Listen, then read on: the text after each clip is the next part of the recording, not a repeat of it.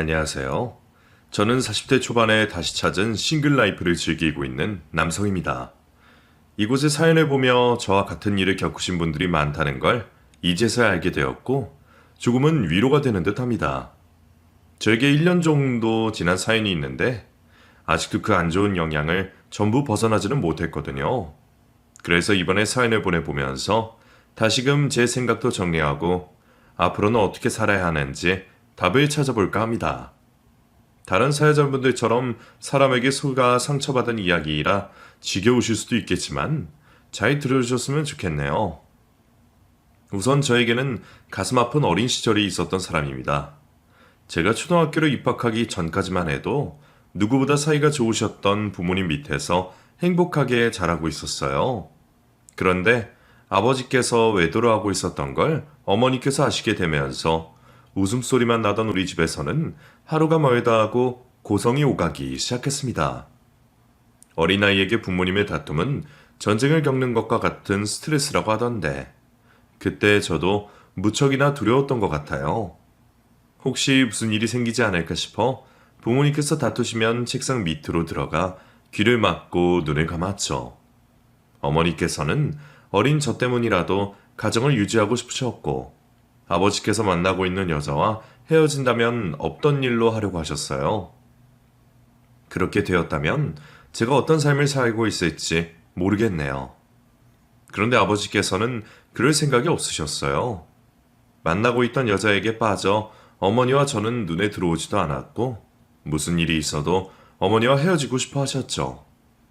그래서 그랬던 건지 다툴 때마다 어머니에게 여자로서 큰 상처가 될 만한 말들을 쏟아내셨습니다. 결국 어머니께서는 이혼을 결정하셨지만 서로 도장만 찍으면 되는 이혼 과정에서도 아버지께서는 마치 자랑이라도 하듯이 자신의 상간녀를 어머니와 제 눈앞에 내세우며 우리를 업신여겼고 어머니에게 씻을 수 없는 상처가 될 말들을 늘어놓았죠. 그런 뻔뻔한 아버지와 힘든 이혼 과정을 겪으시면서 어머니께서는 성격이 변하셨습니다. 과거 임자하시던 모습은 온데간데 없었고 항상 신경질적인 모습을 보이셨죠. 심한 강박증이 생기셨던 어머니께서는 결벽증에 가까운 위생관념이 생기셨고 정확한 시간에 대한 강박도 생겼습니다. 정확한 시간에 식탁에 앉아 있어야 했고 자신과 제가 약속한 시간에 1초라도 늦으면 안 되는 강박이었습니다. 그러한 어머니 밑에서 자란다는 건 무척이나 힘든 시간이었어요. 하지만 저 역시 어머니께서 왜 그렇게 변하신 건지 옆에서 직접 제 두 눈으로 보아온 증인이었기에 아무런 불평, 불만을 하지 않고 어머니를 안쓰러워하고 이해하면서 지냈습니다. 그렇게 정상적인 생활을 어려워하시던 어머니를 대신하여 제가 집안 살림을 해야 했고 대학에 입학해서도 20대 청춘을 즐기기보다는 항상 집에 계신 어머님을 걱정하며 집에서 대부분의 시간을 보냈던 것 같아요. 그러다 저도 군입대라는 상황이 찾아왔고 홀로 계실 어머니를 위해 만반의 준비를 해놓고 입대를 하게 되었습니다. 하지만 유일한 세상의 소통구였던 제가 사라지자 어머니의 강박과 외로움은 심해졌고 점점 위험한 행동들을 자주 하시게 되었죠. 군복무를 하고 있던 저에게 도움을 청할 수 있던 곳은 몇 없었습니다. 사설업체와 나라에서 운영하는 단체 정도뿐이었죠. 그것 또한 24시간 어머니와 함께할 수 없었고 어머니께서는 강박과 외로움을 견디다 못해 결국 스스로 생을 마감하셨습니다. 그 소식을 들은 순간부터 어머니를 고향에 뿌려드리고 돌아오는 날까지 아버지에 대한 원망밖에 떠오르지 않더군요. 그 사람이 그렇게 행동만 하지 않았더라면 어머니께서 홀로 되셨더라도 이러한 선택은 하지 않으셨을 거란 생각을 했죠. 이후 아버지의 원망은 남녀간의 외도라는 행동에 대한 증오와 분노로 바뀌게 되었습니다. 군 전역을 하고 홀로 지내게 되었던 저는 다행히 곧바로 일을 할 수가 있었어요. 같이 군생활을 하던 선임이 사업을 하고 있었는데 같이 해보지 않겠냐며 저에게 제안을 했거든요. 그 제안을 받아들였던 저는 한동안 선임과 함께 사업을 하게 되었습니다. 그러다 서로 생각하는 방향이 다르다는 것을 알고 제가 나와 따로 사업을 하게 되었죠. 1, 2년 정도는 자리를 잡느라 꽤나 고생을 했는데 선임이 저를 믿고 도와준 덕분에 버틸 수 있었어요. 자리를 잡게 되니 그 다음부터는 꾸준히 성장을 하게 되었고 제법 규모를 키우면 성공한 회사로 만들 수가 있었습니다. 남들 보기에도 젊은 나이 성공한 인생으로 보였는지 주변에 아는 여자들을 소개시켜 주었고 그 숫자도 꽤나 많았죠. 하지만 저는 모두 다 거절하게 되었어요.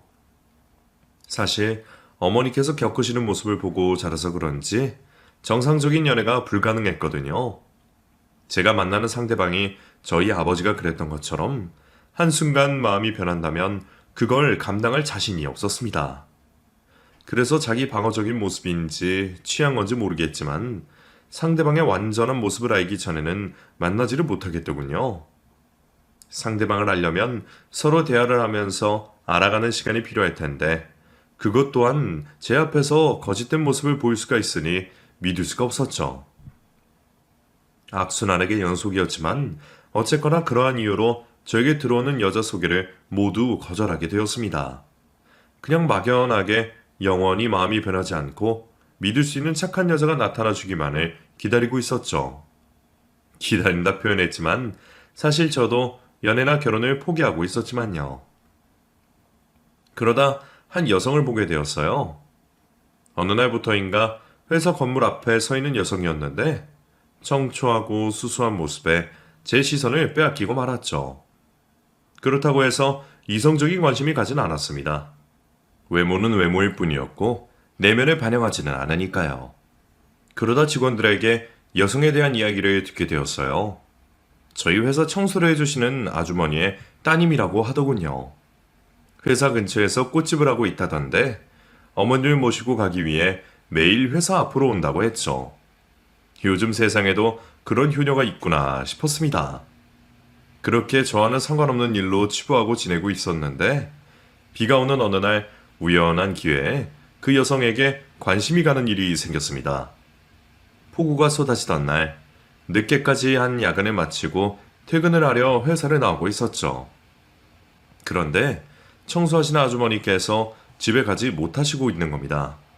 무슨 일인가 여쭤보니 매일 와주던 딸이 잠시 지방으로 가게 되었고 우산이 없어 비가 그칠 때까지 기다린다고 하시더라고요. 그냥 지나칠 수는 없어 제 차로 모셔다 드리기로 했죠. 어색한 분위기가 싫어 이런저런 이야기를 하고 있었는데 아주머니께서 자신의 인생 이야기를 해주셨어요.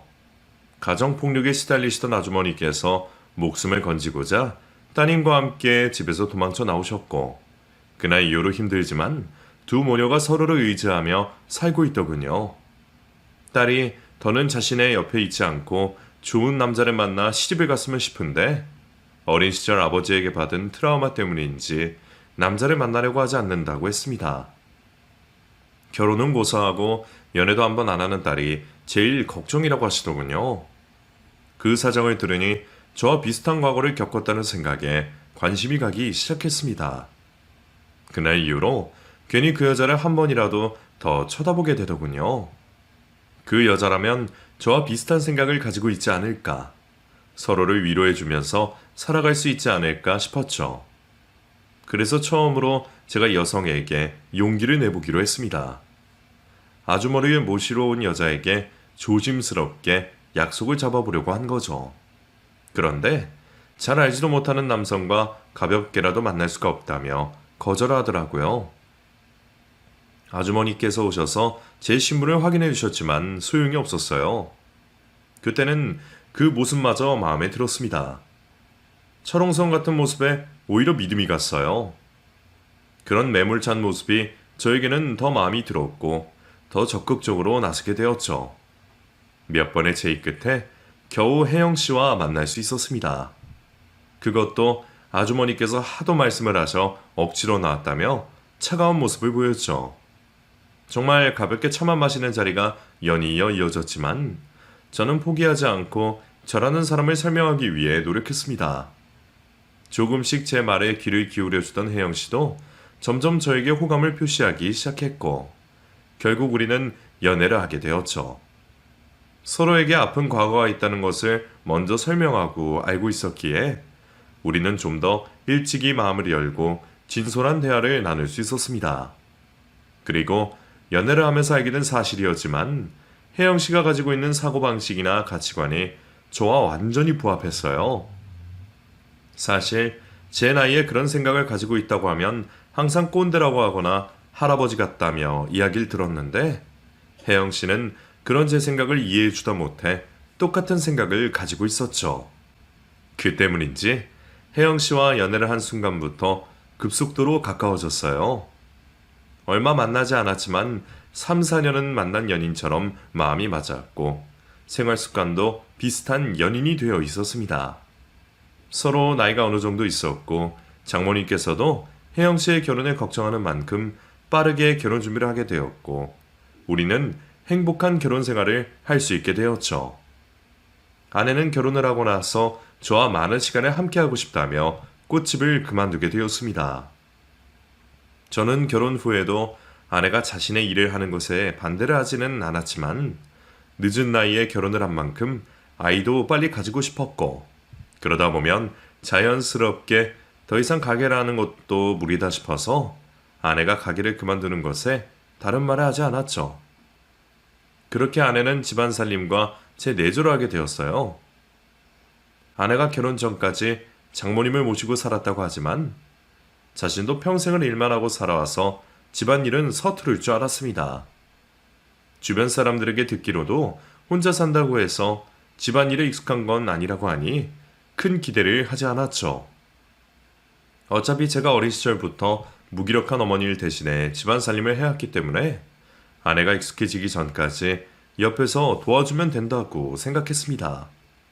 그런데 제가 아내를 과소평가한 것인지 아내는 혼자서도 집안일을 척척 잘했고 손도 무척이나 빠르더라고요. 그리고 확실히 여자여서 그런지 남자인 저보다 세세한 부분까지 꼼꼼하게 신경을 쓰더군요. 그것뿐만이 아니었어요. 제가 대기업이나 튼튼한 중견기업체 사장님만큼 돈을 벌진 못했지만 제법 많은 돈을 벌고 있었습니다. 그런 남편을 두었으면 티셔츠 한 장, 양말 한 켤레 정도는 다른 노력을 들이지 않고 버리고 새로 사면 될 텐데 그걸 또 수선하고 있었어요. 민규 씨, 이거 다 버리려고 분리수거통에 넣어놓은 거예요? 티셔츠는 목도 늘어났고 노랗게 변해서 버리는 거고 양말은 조그맣게 구멍도 나고 조금 늘어나서. 이거 2개 다 산 지 얼마 되지도 않은 것 같은데. 내가 2개 다 수선해주면 다시 입을 거죠? 뭐? 뭐하러 그렇게까지 해? 그거 2개 해봤자 얼마나 한다고. 매번 그렇게 버리고 사면 그것도 돈이 꽤나 될걸요? 티셔츠는 아직 해진 것도 없고 목 늘어난 부분 빼면 짱짱해요. 변색된 거는 과탄산이나 베이킹소다로 하면 다시 원래 색을 찾을 거고 목 부분은 내가 와이어실로 수선해서 원래대로 만들어 줄게요. 그리고 양말도 와이어실로 수선하고 구멍이 작으니까 꿰매고요. 다음에도 구멍 나거나 문제 생기면 그때 버려요. 나야 당신이 해준다면 별 상관없긴 한데 당신 귀찮지 않겠어? 얼마 되지도 않는 건데 그렇게 할 시간에 당신 좀 쉬면 좋잖아. 이런 일 하는 게 가정주부 일인데 귀찮긴 뭐가 귀찮아요. 그리고 나는 청소, 정리 다 해놓고 여유롭게 이런 일 하는 게 좋아요. 재밌고요. 당신이 밖에서 열심히 돈 벌고 있는데 집에서 쉬고 있는 내가 이런 거라도 아껴서 가사에 도움이 되어야죠. 그래도 정 귀찮고 힘들면 하지 마. 그런 거 안 해도 당신 충분히 집안 살림이며 내 뒷바라지며 잘하고 있으니까. 별건 아닌 행동이었지만 그런 세심한 모습에 아내에게 더 반하게 되었습니다. 그 외에도 제가 일 때문에 새벽에 출근을 하건 늦게 집에 들어오건 항상 저를 보기 위해 마중 나와 주었고 입에 무엇이라도 넣어 한 숟가락이라도 더 먹이려고 했어요. 그리고 퇴근한 저에게 오늘 있었던 일을 물어주며 매일 위로와 함께 응원을 해주었습니다. 그러니 당연히 제 얼굴에는 항상 웃음꽃이 피어 있었고 만나는 사람마다 결혼 후 얼굴이 활짝 피었다며 한마디씩을 건네주고는 했어요. 콧노래가 절로 나올 만큼 행복했고 덕분인지 사업도 더 잘 되는 듯 했죠.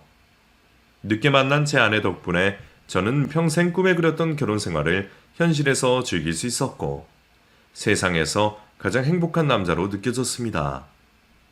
그런 아내와 살면서도 불만까지는 아니었지만 한 가지 서운한 점은 있었어요. 아내는 저와 결혼을 하고 나서 몇 주 뒤부터 홀로 계신 장모님이 걱정이 된다며 매주 주말마다 친정으로 향했습니다. 저희가 결혼을 하기 전 먼저 저와 회사에서 마주친 치는 게 불편할 것 같다며 다른 곳으로 일자리를 장모님께서 옮기시면서 가게를 그만두고 집에 있었던 아내도 주중에 장모님을 뵙기가 힘들었어요. 그런 이유로 주말에 쉬는 장모님을 뵈러 간다고 했죠.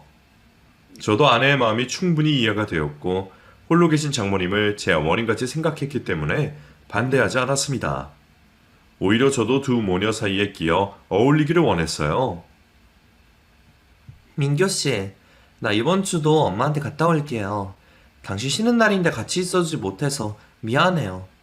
그래도 내가 빨리 다녀와서 우리 저녁에는 영화도 보고 와인도 한 잔 마셔요? 내가 좋은 와인 하나 사놨어요. 이번 주? 그럼 나도 같이 가자. 장모님 댁에서 저녁까지 먹으면 좋잖아. 와인도 가지고 가서 먹고. 안 그래도 당신 혼자만 보내는 게 영 찜찜했는데 나도 장모님과 자주 뵈면서 가까워 지내면 좋고. 당신도 알다시피 내가 가족이라고 말할 수 있는 사람은 당신과 장모님밖에 없으니까. 그런데 장모님께서 이전에 나와의 관계 때문에 아직도 어려워하셔서 내가 마음이 좀 안 좋았거든. 그래서 이제부터 나도 당신 따라서 같이 갔으면 하는데. 굳이 그렇게까지 안 해도 되는데. 그래요. 이번 주는 당신도 같이 가서 저녁도 먹고 와인도 먹고 우리 재미있는 시간 보내요. 이전의 회사에서 먼저 고용주와 피고용인의 관계로 만나서 그런지 결혼 후에도 장모님께서는 저를 어려워하셨고 그럴 때마다 항상 사이가 된 입장에서 불편했습니다. 이제는 저를 아들같이 생각해 주시면 좋을 텐데 항상 거리감을 두시면서 말을 아끼셨어요. 그래서 저도 이번 기회로 장모님과 친해지면 좋을 거라 생각했죠. 그렇게 처음 찾아갔을 때만 해도 저를 반겨주셨고 아내도 같이 있는 시간을 즐기며 우리 세 가족이 모두 재미있는 시간을 보냈습니다. 그래서 그 다음 주도 또 그 다음 주도 아내와 장모님 댁을 찾아갔었는데 계속 제가 따라가자 두 모녀 모두 표정이 좋지 않더라고요. 그 표정을 보고도 저 때문인지는 몰랐습니다. 같은 가족이 된 상황에서 겨우 한 집에 있다는 이유로 기분 상할 일이 뭐가 있겠어요. 거기다 항상 찾아갈 때마다 양손 한가득 선물과 먹거리들을 가져갔는데 말이죠. 그러다 두 모녀의 표정이 안 좋은 이유가 저 때문이라는 것을 아내가 말을 해주어서 알게 되었습니다. 여보, 이번 주도 장모님 댁에 갈 거지? 이번에는 장모님 모시고 교회로 좀 나가볼까? 저번에 친구들이랑 얘기를 하는데 멀지 않은 곳에 엄청 좋은 카페가 있다고 말하더라고. 어머니께서 좋아하실 것 같아. 주변에 음식점도 있다고 하니까 거기서 다 해결하면 되고. 당신 생각은 어때? 어? 근데 이번에는 엄마 집에 나만 가려고 하는데? 왜? 무슨 일이 있어? 아니요. 계속 엄마랑 따로 할 이야기가 있었는데 당신이 있어서 말을 못했거든요. 평일에는 엄마도 일을 하고 당신보다 늦게 끝나니까 연락을 못했어요. 그래서 주말에 만나서 말하려고 했는데 당신이 옆에 있으면 말하기 좀 뭐한 내용이라 미안해요. 아니야. 난 또 큰일이라도 있는 줄 알고. 내가 너무 눈치 없었네. 그런 거라면 진작에 나한테 말을 하지. 그래, 나 신경 쓰지 말고 장모님과 필요한 만큼 대화하고 와. 이해해줘서 고마워요. 내가 최대한 일찍 와서 당신 옆에 있을게요. 처음에는 제가 너무 눈치 없이 두 사람을 불편하게 만들었구나 싶었어요.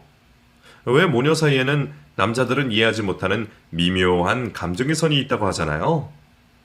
거기다 저와 결혼하기 전까지 평생을 같이 살다 떨어지게 되었는데 얼마나 감정이 복잡하겠어요. 결혼해서 사랑하는 사람과 살아 행복하긴 하지만 또 홀로 계신 어머니가 걱정이 되고 결혼을 하여 주부가 되니 이전까지 몰랐던 어머니의 마음이 이해가 되겠죠. 그제서야 제가 장모님과 아내에게 미안했더라고요. 그래서 아내가 장모님과 마음 놓고 이야기할 수 있게 상황을 조성했습니다. 약속이 없어도 친구 녀석과 밖에서 오래 있을 것 같다며 밖으로 나갔고 아내가 제 걱정을 하지 않게 밥도 잘 차려 먹었죠. 그런데 무슨 할 말이 그렇게도 많이 있는 건지 몇 주가 넘어가는데도 아내는 홀로 장모님 댁을 찾아가고 있었어요.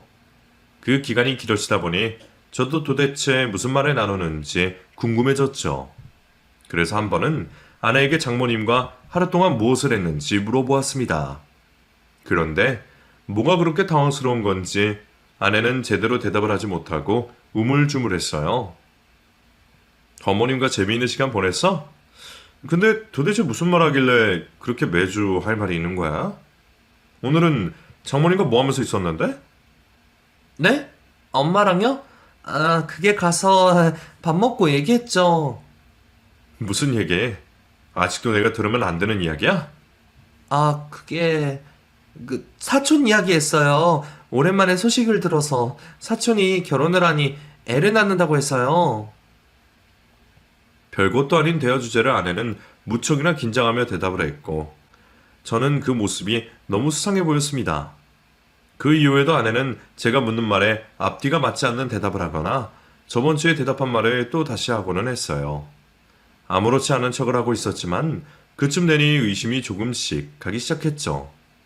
아내를 믿고 싶었지만 과거에 제가 겪은 트라우마 때문인지 계속되는 아내의 수상한 모습에 제 걱정을 떨칠 수가 없었고 결국 확인해 보기로 했습니다. 인터넷으로 소형 녹음기를 구매해 아내가 자주 입던 외투 안쪽에 직접 꿰매어 넣어놨어요. 그리곤 역시나 주말을 맞아 장모님 댁으로 간다는 아내를 배웅하고 제가 상상하는 일만은 없기를 기도하며 하루 종일 기다리게 되었죠. 장모님 댁에서 돌아온 아내를 아무런 일도 없었다는 듯 맞이했고 아내가 샤워하는 틈을 타 외투 안쪽에 꿰매어 놓은 곳에 찢어 녹음기를 챙겼습니다. 그리고 늦은 밤 아내가 잠을 청하러 안방으로 들어갔고 저는 급히 확인해야 할 문서가 있다며 제 서재방으로 가게 되었죠. 이어폰을 귀에 꽂고 녹음기에 추출한 내용을 듣게 되었어요.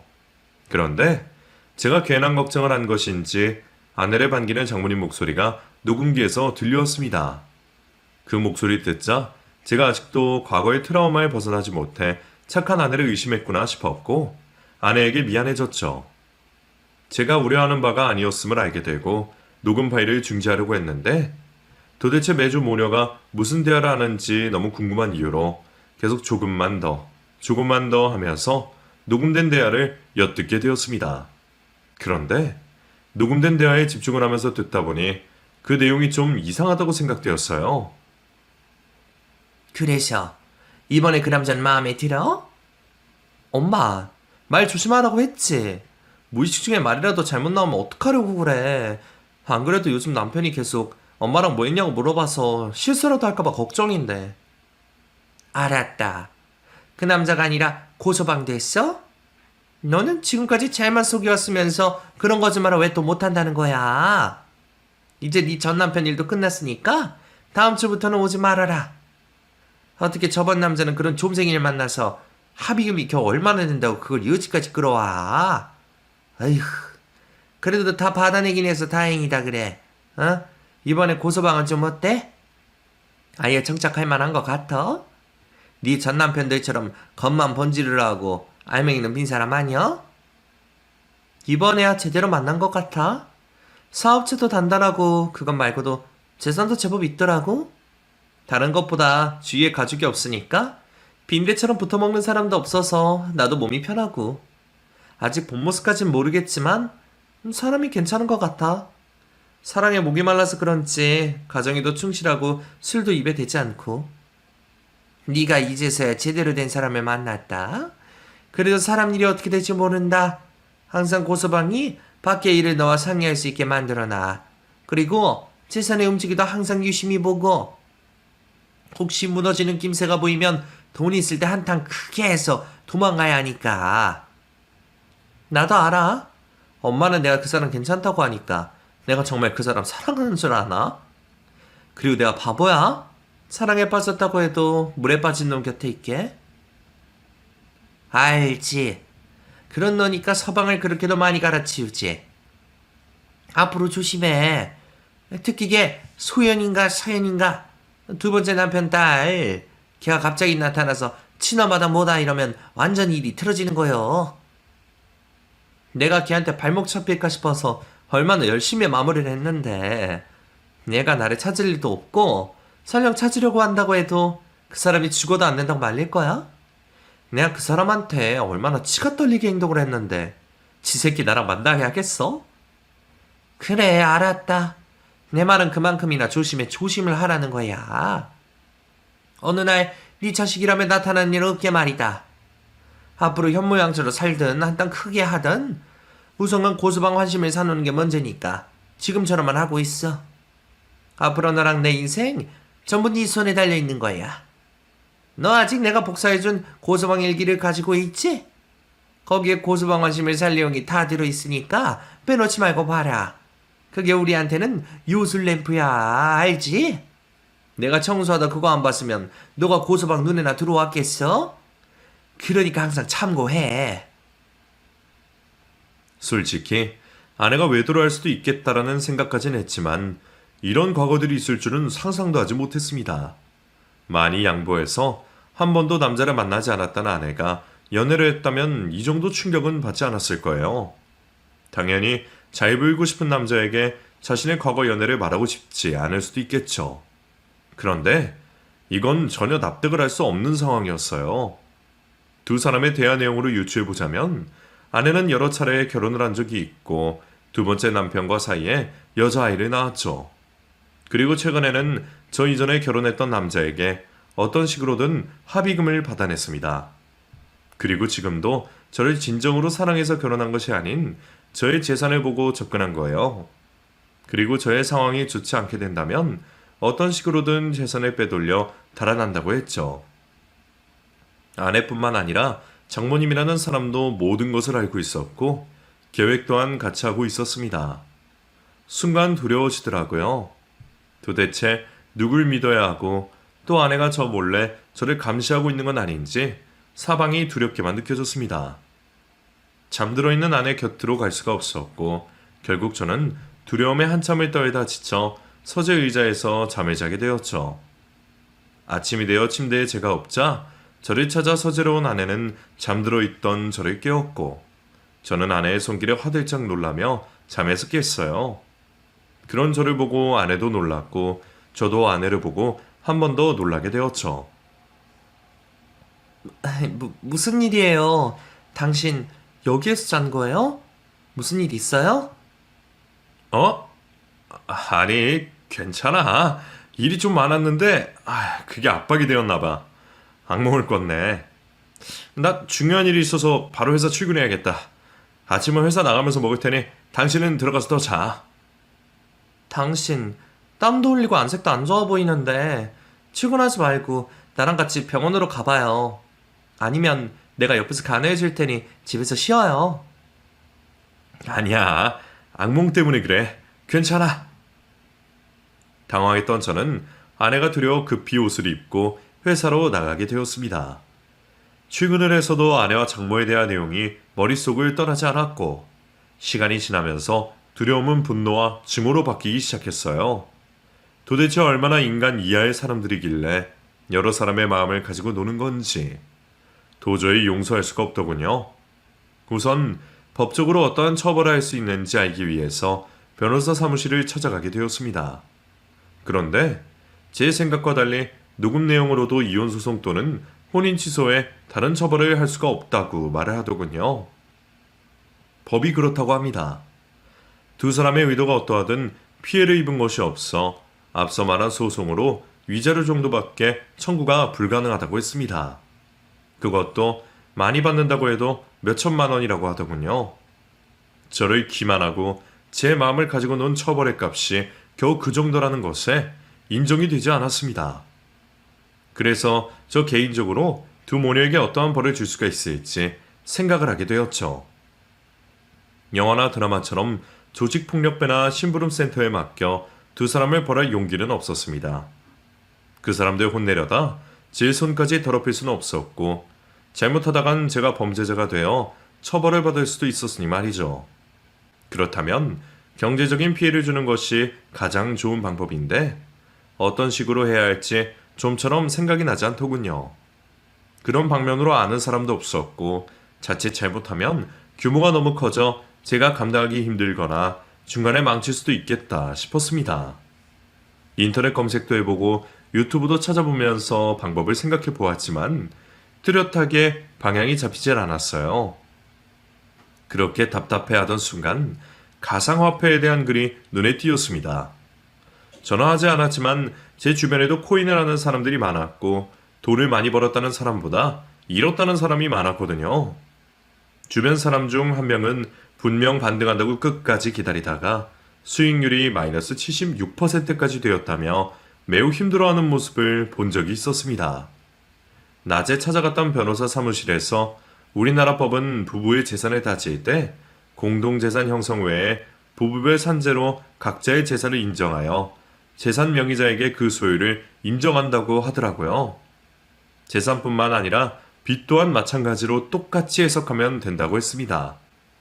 그렇다면 저와 결혼을 한 아내가 아직까지 재산에 대해서 공동 형성한 것이 없었기에 이혼이나 혼인 취소를 한다면 가진 돈은 얼마 없을 테고 이 돈마저 날린다면 두 사람은 빈털터리가 되는 겁니다. 이상한 코인의 정보를 흘려 아내와 장모가 투자를 하도록 해서 수익률이 떨어진다면 두 사람은 가진 돈 모두를 잃게 되는 거죠. 저는 곧바로 코인에 대해서 알아보게 되었습니다. 코인을 아는 다른 사람들 모두 인생 역전을 도와줄 코인을 찾기 위해서 공부를 했지만 저는 반대로 인생을 한순간에 나락으로 떨어뜨리게 해줄 아주 허술한 코인을 찾게 되었어요. 모두 상승세를 타고 있는 상황에서도 홀로 바닥으로 떨어질 수 있는 그런 코인을 말이죠. 오히려 그런 코인을 찾는 게 더 어려웠습니다. 마치 주식을 알아보듯이 코인의 발행일을 직접 확인해야 했고 맞는 회사가 있다면 그곳을 찾아가 얼마나 부실한 곳인지도 확인해야 했죠. 그렇게 직접 발로 뛰고 인터넷으로 정보를 모아 몇 개의 투자 가치가 없는 코인들을 찾게 되었습니다. 이제 아내와 장모를 구슬려 투자만 하면 되었죠. 돈 욕심이 많아 여러 사람들의 뒤통수를 치던 아내와 장모이다 보니 두 사람을 속이는 건 너무나도 쉬운 일이었습니다. 여보, 아까 식사할 때도 휴대폰을 손에 놓지 않더니 도대체 뭘 하길래 계속 들여다보고 있는 거예요? 당신 가상화폐 알지?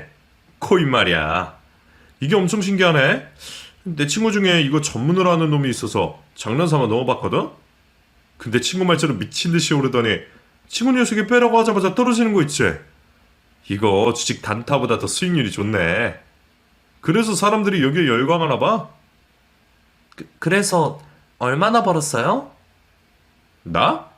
한 20만 원 정도 벌었는데. 우리 이 꽁돈으로 어디 가서 외식이나 하고 오자. 아니, 친구가 확실한 정보 줬다면서 겨우 그 돈만 투자한 거예요? 큰 돈 넣었으면 엄청 벌었을 텐데.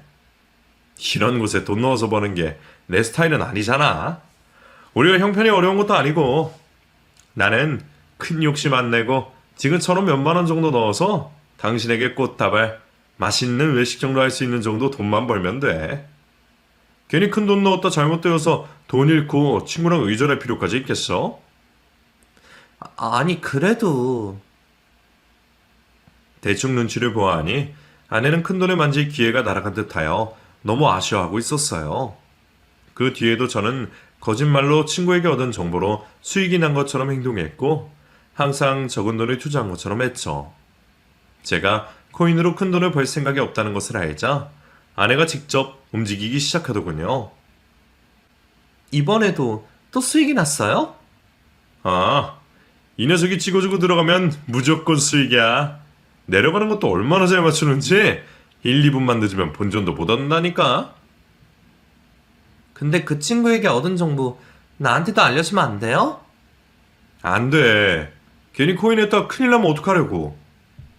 내가 무슨 돈이 있다고 큰 돈을 넣어요. 당신처럼 해서 반찬값이나 벌려고 하는 거지. 그래도 견물생심이라고 사람 일이 또 모르는데. 당신, 내가 어떤 사람인지 알면서도 그래요? 당신이 그렇게 말하니 좀 섭섭하네요. 아이, 미안. 그런 뜻은 아닌데. 알겠어. 내가 알려줄게. 근데 정말 소액만 해야 돼. 아내는 걸려들었고 처음 며칠 동안은 제가 열심히 공부한 코인 중 수익률이 조금 날 수 있는 것들을 알려주었어요. 처음에는 자신도 제 친구라는 사람의 정보가 못 믿어서 소액만 넣은 것 같은데 조금이지만 수익률이 나기 시작하니까 눈이 돌기 시작하더군요. 계속 밑밥을 던지다 정말 큰 거 하나 온다고 아내에게 말을 했습니다. 친구 말로는 이번에 크게 온다고 하거든? 세력들이 노리고 있는 코인이 있다고 하는데 한 며칠에 걸쳐서 가격을 더 뺀 다음 몇십 배로 올려놓을 거래. 오랜만에 큰 건이라고? 내 친구도 코인으로 모은 돈 거의 전부를 넣는다고 해. 나도 한 2, 30만 원 정도 거액을 넣어서 장모님과 우리 셋이서 한 2박 3일 정도 여행 비용을 벌 수 있게 하려고. 한 번 더 말하지만 당신 내가 넣은 돈보다 더 넣으면 안 돼. 확실한 정보지만 재미로 하는 선에서 끝나야 한다고. 몇십 배요? 그럼요. 나 지금도 반찬값 버는 재미로 하고 있잖아요. 몇십 배라는 거죠. 몇십 배. 그날 이후로 일을 다니는 저보다 바쁘게 지내는 걸 보니 분명 큰 돈을 준비하는 것 같았습니다. 아마 장모와 함께 가지고 있는 돈이란 돈은 전부 싹싹 긁어 모으는 것 같았어요. 그 모습을 보니 혹시 만약에 제가 알려준 코인이 조금이라도 오르면 어떡하나 싶더라고요. 그런데 역시나 그럴 일은 없었습니다.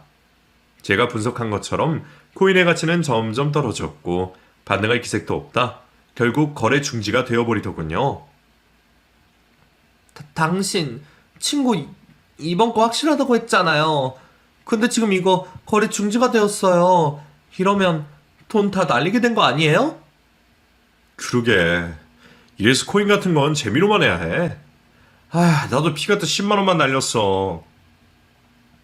아니, 지금 그렇게 남의 일처럼 말할 때가 아니라니까요. 나 이번 정보 확실하다고 해서 우리 엄마한테도 알려줬는데 돈을 받을 수가 없으면 어떡해요. 그래? 돈 많이 넣었어? 그게 실은 우리 엄마 힘들게 사니까 말년에 인생피라고 돈 전부를 넣었어요. 거기다 욕심이 나서 사채 다 끌어줬었는데 이자가 높아서. 여보, 내가 당신 말 안 들은 건 미안한데 나 좀 이해해줘요. 앞으로는 당신 말 듣고 이런 일 없도록 할게요. 정말 미안한데 나랑 엄마가 빌린 사채 좀 대신 갚아줘요. 당신 사채까지 빌려 쓴 거야? 정말 큰일 났네. 은행에 대출을 해도 큰일일 텐데 사채라니. 근데 그걸 내가 왜 갚아? 나 곧 당신이랑 혼인 취소 소송 들어갈 건데? 네? 무슨 말이에요?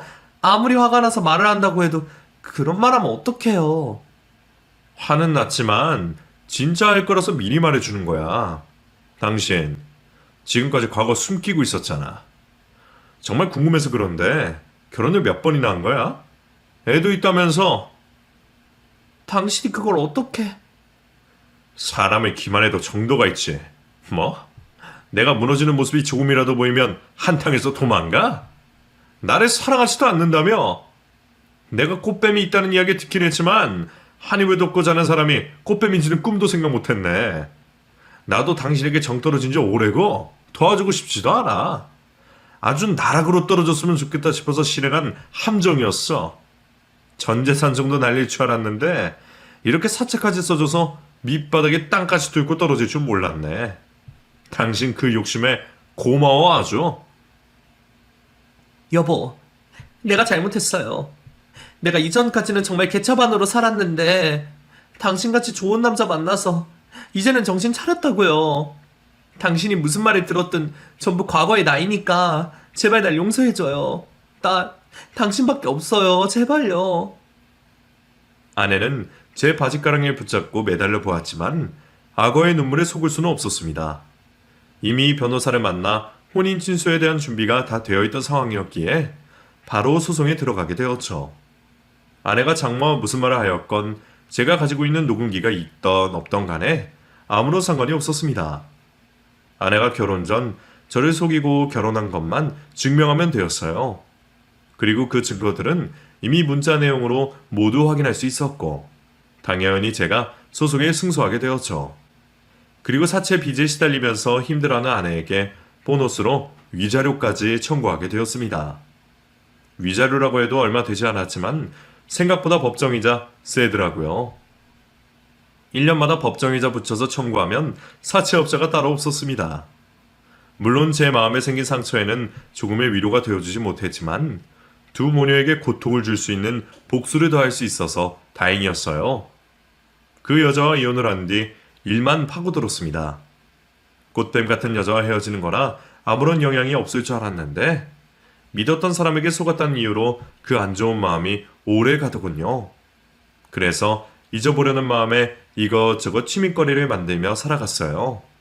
그렇게 1년이라는 시간이 지나다 보니 겉으로 보기에는 화려하고 재미있게 싱글 라이프를 즐기는 사람으로 보이게 되었네요. 저 스스로는 아직 그 악영향에 완벽히 벗어나지 못했는데 말이죠. 그래도 취미거리로 알게 된 사람들로 인해서 나름 즐거운 생활을 즐기고 있습니다. 사람에 대한 제 고집도 버리고 조금 유연하게 살려고 하고 있고요. 제가 바뀌어서 다시는 이러한 일을 겪지 않으려고 합니다. 그럼 제 이야기 재미있게 봐주셨으면 좋겠고 이만 글을 마치겠습니다. 감사합니다.